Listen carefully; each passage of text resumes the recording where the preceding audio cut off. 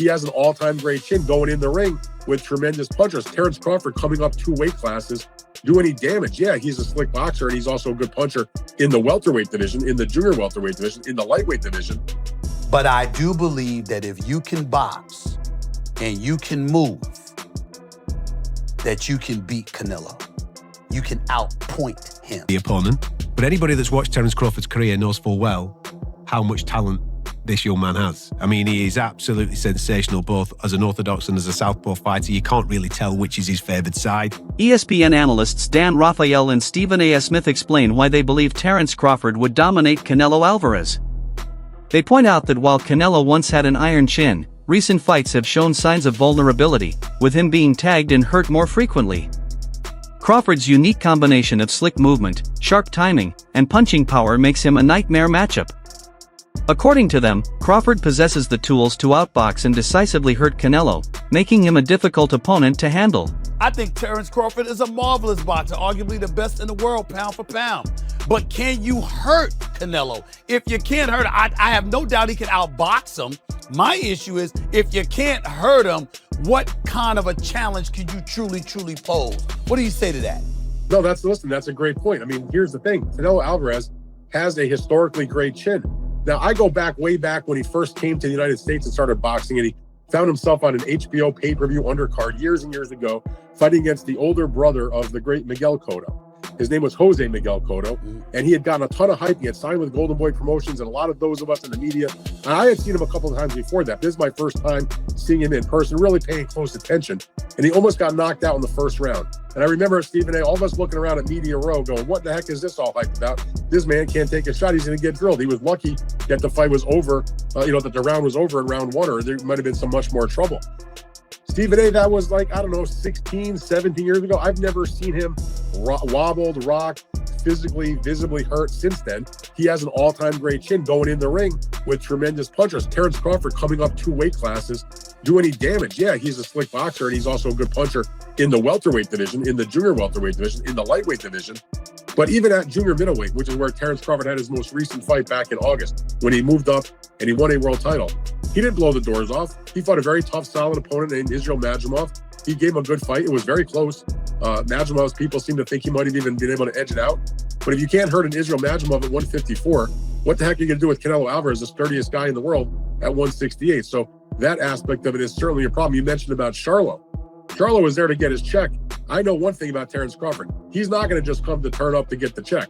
He'll at least try. And Charlo, I don't think, really tried. Stephen A. Smith offers a bold and confident prediction for the upcoming fight between Crawford and Canelo. He openly backs Crawford, expressing complete faith in his ability to secure victory. Smith believes that Crawford's technical skill combined with his hunger and relentless drive to prove himself will be decisive factors. His unwavering confidence highlights how much he values Crawford's ambition and the fierce determination that fuels his preparation. You got a love for boxing. Yes, Who gonna win the fight, man? That's coming up. The biggest Crawford. fight in boxing. Crawford. Huh? Crawford. I'm not hesitating. Crawford. I'm not even hesitating. Crawford. You gonna stand on that all the way to September 13th? I love Canelo. Crawford will beat Canelo. Crawford will beat Canelo by decision. I can't see anybody knocking out Canelo Alvarez. But I do believe that if you can box and you can move, that you can beat Canelo.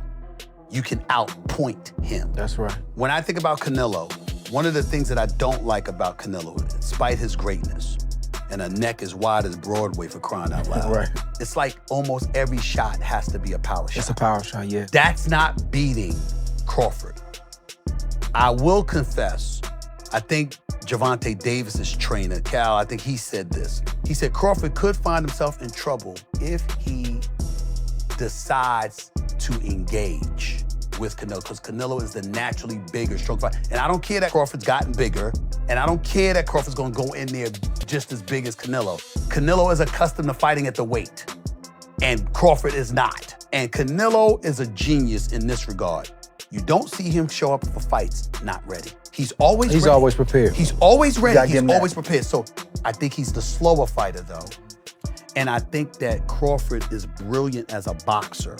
And I think that between switching to conventional and southpaw, using his jab and movement, I think that Crawford is going to outpoint Canelo because he's faster. But I don't think he's gonna knock him. Teddy Atlas emphasizes that skill, not size, determines boxing success. He argues that physical dimensions like weight and reach are less important than mastery of technique. Atlas highlights Crawford's precision, timing, and adaptability as qualities that outweigh raw physicality.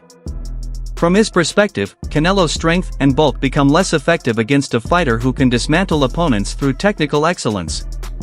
This reinforces the idea that true mastery can neutralize size disadvantages in crucial matchups. Maybe he's a little overrated. Terence Crawford versus Canelo Alvarez at 168 pounds. Canelo's really good. Really good. But I think Crawford is special. I know he hasn't fought the resume everyone wants, but you have that or you don't have that ingredient. I think he has it. Canelo's really good. He's tremendous. But could he be a tiny bit overrated? The greatness is within Crawford. It's in his desire. It's in his mind. It's in his makeup, where he came from. I know he's moving up in weight class. Can he carry it? But those intangibles. Al Bernstein highlights Crawford's unpredictability as a key asset.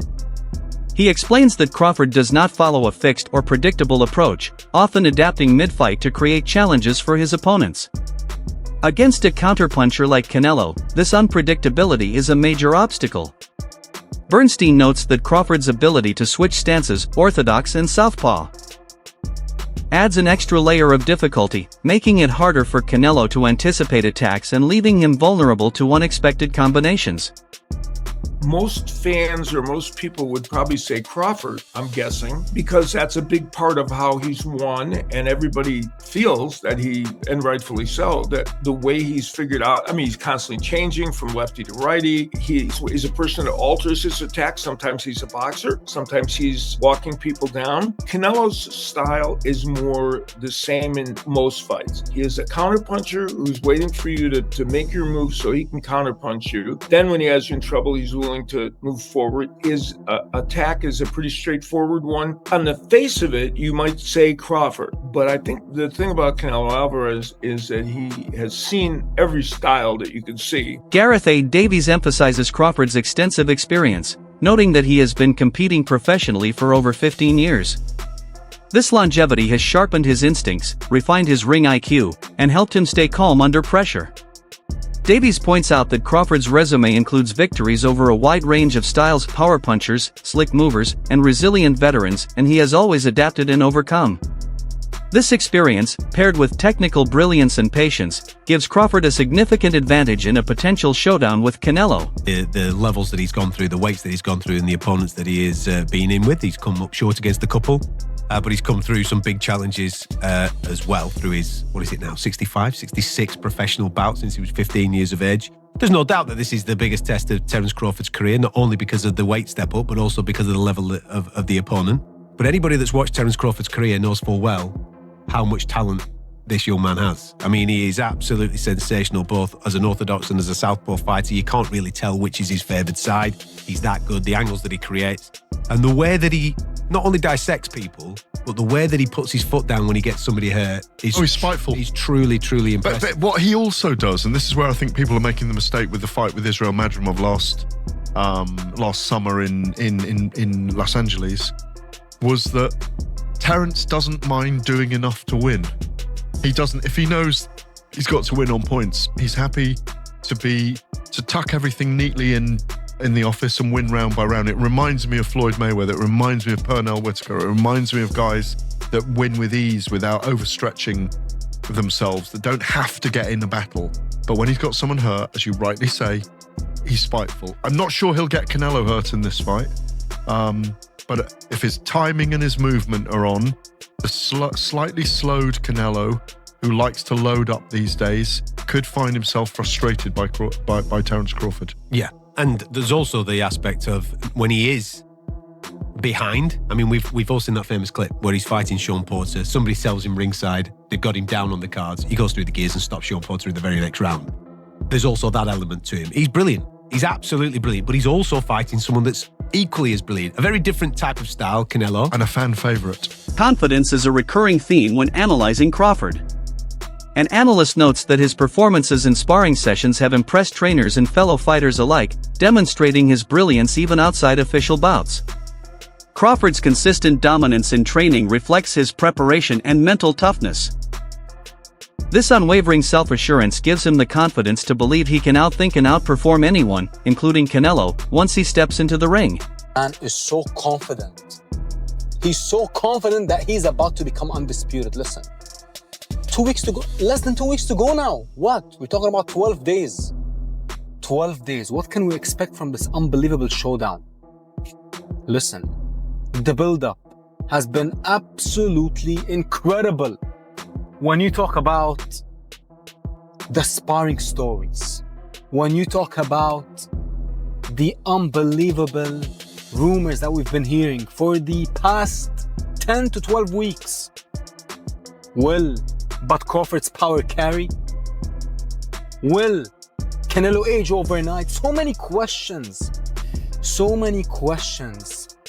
that we have when it comes to this unbelievable fight. But not too long to go, ladies and gentlemen.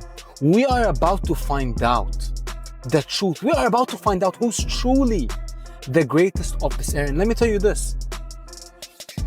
I said this in most of my videos so far. The more I watch Bud Crawford and the more I watch Canelo Alvarez tape, the more my appreciation for both men increases. Listen, Canelo is the greatest pressure/counter puncher in history when he puts both together.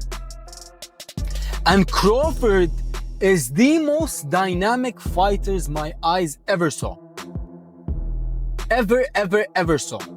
Now, listen to this.